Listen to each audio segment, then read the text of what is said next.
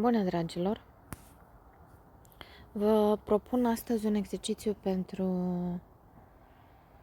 scapulă și pentru a întări zona scapulei.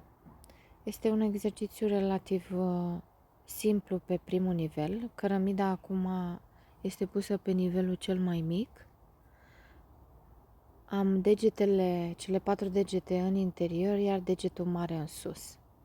Degetul mare este în sus pentru că am nevoie să lucrez articulația acelui deget care merge în zona umărului și a cervicalului.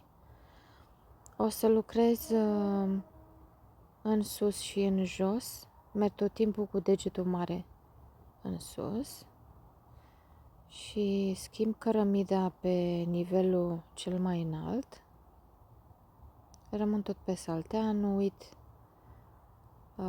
sunt întinse pe saltea, abdomenul este fix în saltea.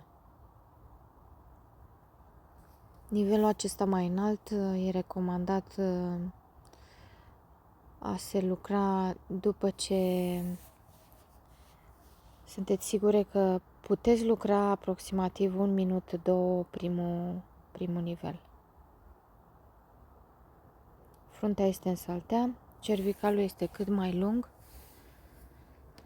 Tot timpul rămân cu fruntea în saltea, cu abdomenul, picioarele sunt întinse, tălpile sunt deschise la nivelul umărului.